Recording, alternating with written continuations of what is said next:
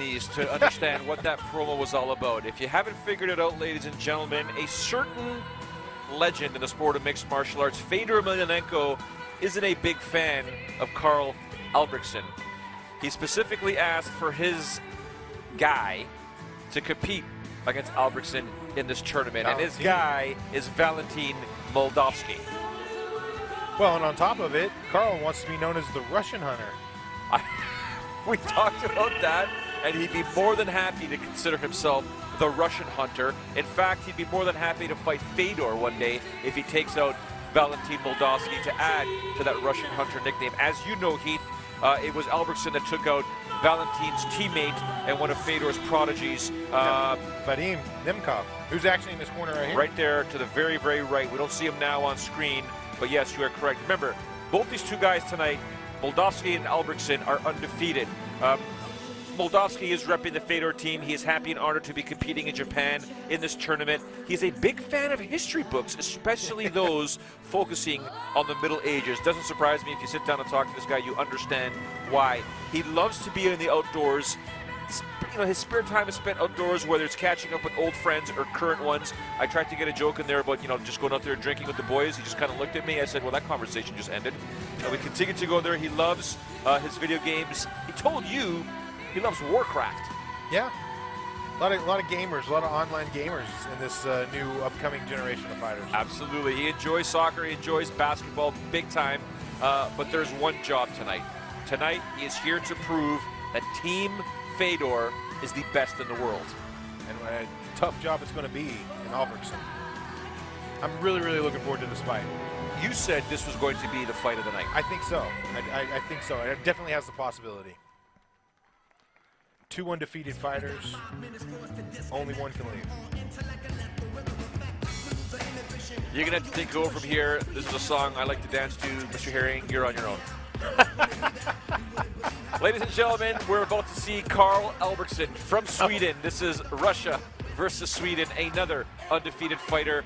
As we mentioned earlier, Fedor Emelianenko requested Albrektsson be matched up against Moldavский due to the fact that Albrektsson defeated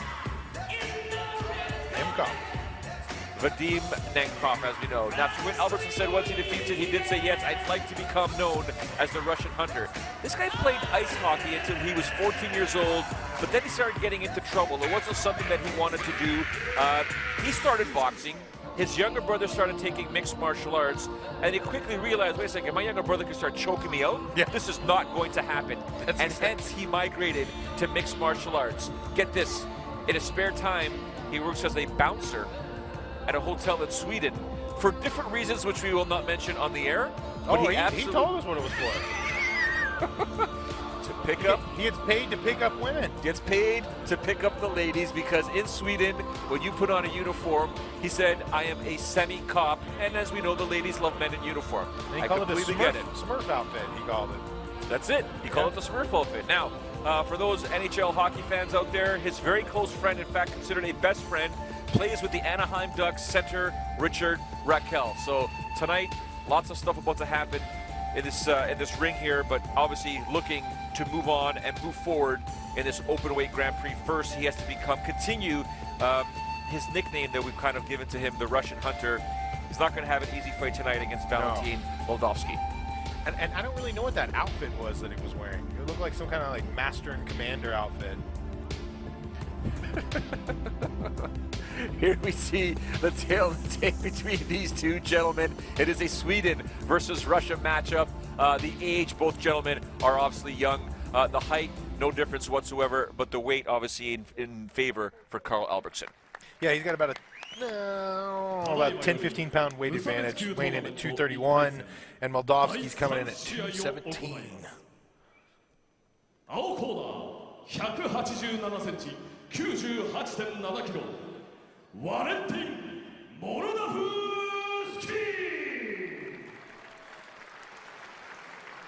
I can't imagine the pressure he's got on his shoulders, having to take up. I mean, if he's got to fly back to Russia and face Fedor and say, well, the same guy beat both of us, that wouldn't be not a fun flight back to Moscow.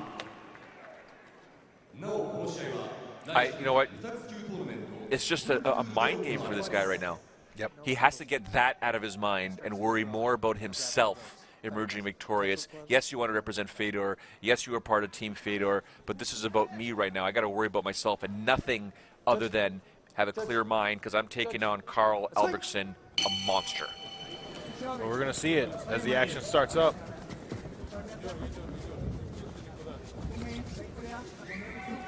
What are you expecting from both of these guys? You know what? I really don't know. And I think neither one really knows what to expect from the other as well. They're kind of filling each other out here. Little inside kick on the knee. Valentin. You're seeing the feints from both guys, a little different, obviously, from Moldavский. Yep. Whereas Albrektsson is kind of just, what are you going to do when I throw my right hand? Albrektsson's staying really tight and in the pocket. Moldavski's kind of inviting him on the outside. He's trying to get Albrektsson to open up and step in. So I think they're just going to see like how fast each other are. And I'm thinking Valentin's looking to kind of sneak in a quick shot in on him.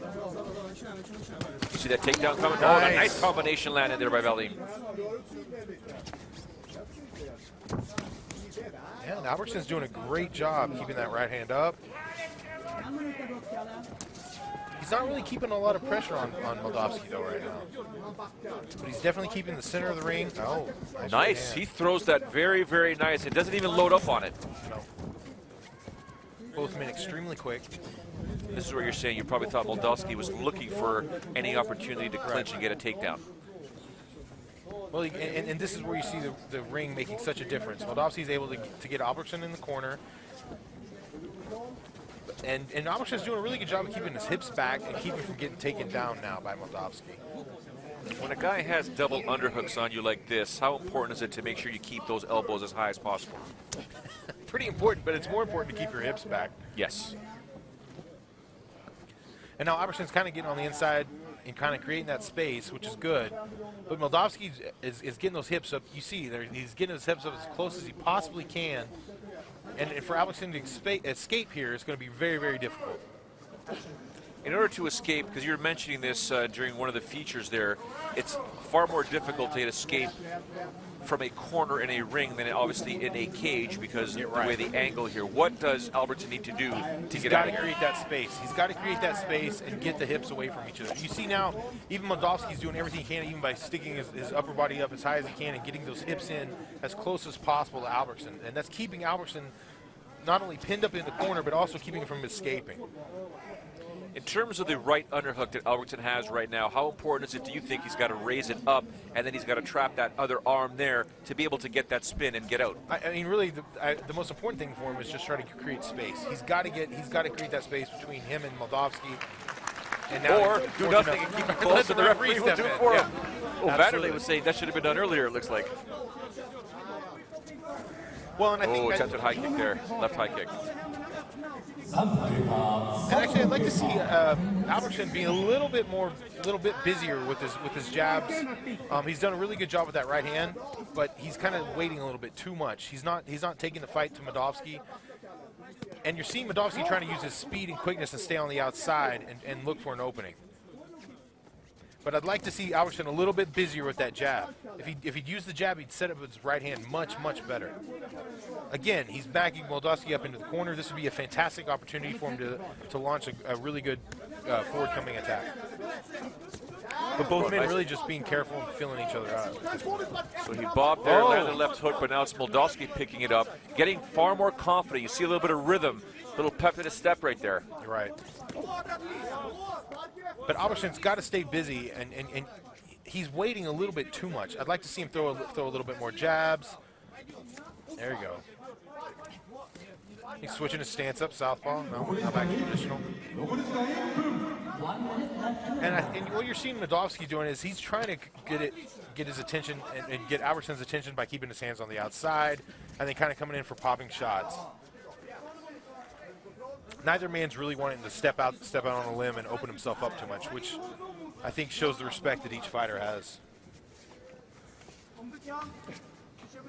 35 seconds left in this opening round here. Thus far, are you giving this round to Moldavский? Yeah, this is a really even round. Yeah, I mean, if there's a slight edge, I might be giving it to Moldavский. Yeah. Nice takedown. Yeah. No, and Albrektsson right back up. Great job. Very, very good. And a good knee. Great knee. And that's what Albrektsson needs to start doing, is creating the space, launching knees. It looks like he got caught a little bit on the right eye. No damage. Oh yeah, it's a fantastic fight. This fight, very, very interesting, very technical so far. I mean, you talk about a fight in Japan. I love the fact that the crowd is so quiet, very respectful of the fighters. So quiet, not only can we hear them breathing, you can hear when their feet are on the mat. Literally, it is so quiet as they're sliding, going left to right. And, I mean, you tell me. I mean, you fought all over this globe, fighting in Japan. What's it like to be competing in front of a crowd that is virtually silent? That's really funny. I mean, when you're in the fight, you're not really worried about the crowd that much. But afterwards, when you're thinking about it, you're like, man, there was 30,000 people there, and I didn't hear a peep out of them. So yeah, that is crazy. Especially having fought in the States in front of much smaller crowds that are much more raucous and loud. It is interesting. But yeah, when you're in the fight, you're not paying attention to really anything except maybe your corner. You know, it could be in front of 100 or 100,000, and you're not noticing it. No real work done on the cut over Albertsson's eye, and to me, both guys still look fresh. Yeah, I think Albrektsson really needs to come out now and use his size advantage. He's really got a little bit busier standing up, but he definitely has to be respectful of Moldavский. Valentin is very, very dangerous. There you go, staying busy with that left hand there. That's exactly what we need to see from Albrektsson in this fight. Do you feel both guys need to really pick up the pace here now to really make a definitive stance that, you know what, I won this fight? Well, I mean, obviously, I think Albertsson's behind on the scorecards right now after the first round, so he needs to step it up a little bit, at least pick this round up to get into the third, or try to work for the knockout. I'm definitely going to say that the clinch positions have gone in Valentin's favor. I think the clinch, he seems to be a little bit better with that. I'd like to see Albrektsson really work more for like a head clinch, try to set up some knees. But here again, this is working in Valentin's favor. You can see he's getting the underhooks, and he's going to try to do like a leg sweep on him. And there you go. You see Albrektsson keeping his hips back, keep him getting taken down. Valentin going back. Oh, he's using the ropes. Yeah. Don't be surprised if we see some yellow cards tonight, ladies and gentlemen. You aren't able to do anything of that nature to protect yourself, because right now, as it stands, no pun intended, this fight should be on the ground. Well, it's not. But yeah, I know, I get what you're saying. Now, I don't know that Moldavski's going to be able to take him down there from the high crotch. Albrektsson has the whizzer over there on the left side, but I don't know that he's going to be able to capitalize on it and get out. With his hips, you see his hips are trapped now. And Moldavski's doing a really good job staying in, putting all his weight on. Beautiful left hook off the exchange there. Yeah. Or off the break, excuse me. Oh, nice. And here's where Albrektsson tries to come in. Again, this is not in Albertsson's favor. I don't know why he's clinching. He needs to stay, keep his space, and try to launch. He might be a little bit dazed from that left hook. Yeah, he's throwing his own left hook right there. There, he has right slowed down a little bit there. I think Moldavski, I was going to say, he's landing some nice shots here. We're going to see some ground fight now. Albrektsson holding on here, obviously trying to clear his head here, but a great job by Moldavski landing those punches. We saw there, Albrektsson was slowing down as he was throwing those hooks. Moldavski recognized it and said, you're going down here. And a great butterfly guard, actually, from Albrektsson. First sweep here, trying to get up, create some space.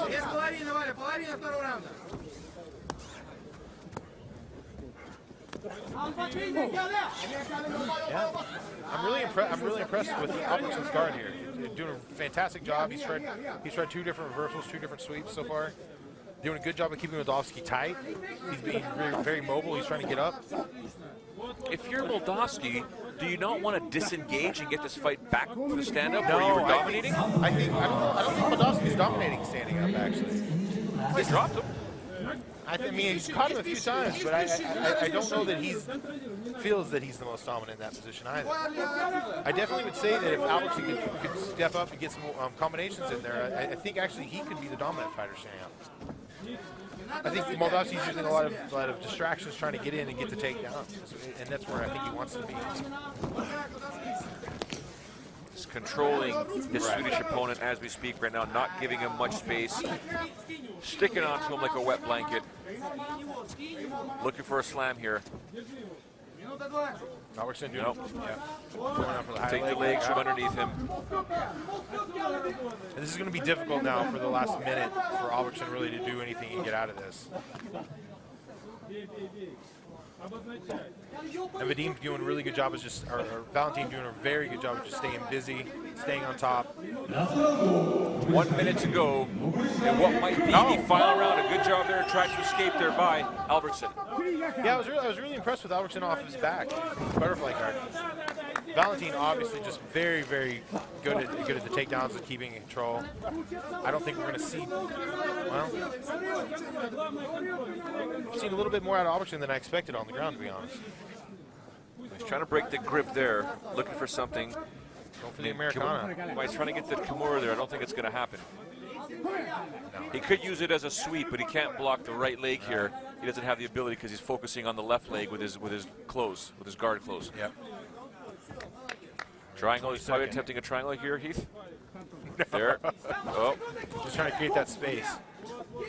Because he had the wrist. Attempted guillotine here. He's got 10 seconds to try and pull it off, but no chance.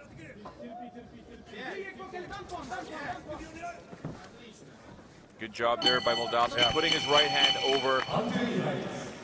Neither you or I are judges, but if I was a judge myself, I think I would give these 2 rounds to Moldavский. Yourself? Right. No, the second round definitely was all Moldavский. The first round was very close. First round I found it to be extremely close. Will this fight go to a 3rd round, ladies and gentlemen? I'd like to see a 3rd. Just because I want to watch them fight one more. I don't blame you. I'd love to see a 3rd round between these 2 here. I thought for sure coming into the 2nd round there'd be a bit more aggression. They did start off pretty strong here. We saw Moldavский. He did drop him down to the mat, looking for that finish there. Yeah, and Moldavский really was executing like a very unorthodox style, standing up. A lot of distraction, really, like you said. And it worked very, very well for him. He was able to close the distance against a bigger man, jam him up against the corner, get the takedowns when he needed. I was actually really impressed with his game plan in this one. 判定の結果をお伝えします。ジャッジ小池、モルダフスキー。ジャッジ梅田、モルダフスキー。That's it. ジャッジ松宮、モルダフスキー。There you have it. よって勝者、ワレンティン・モルダフスキー。 There you have it. Valentin Moldavский has now advanced in this openweight Grand Prix. He joins Amir Alyakbari as well as Salman Bayor in this tournament here. It is shaping up to be a fantastic tournament later on this year. We have many more fights to go here. But like you said, Heath, he can get back onto a plane. He can be happy. He is heading back to Russia. Yeah. Mother Russia, where Fedor will likely welcome him with open arms. Well, he did take back the name. And I don't know that that Albrektsson can be called the Russian Hunter anymore now. Fortunately, at this point, it's up for debate, but he was expecting more than happy to take out Moldavский. Didn't happen. I think it was a great performance by Moldavский. I shouldn't say great. It was sufficient enough to do what he had to do to advance in this tournament. I personally thought the fact that he knocked him down, I thought he would try and disengage, get back up, and continue to pound him because of the way he dropped him. But like you said, he was doing fine on the ground as well. Well, no, I think getting on the ground actually was his game plan in this fight. But the unorthodox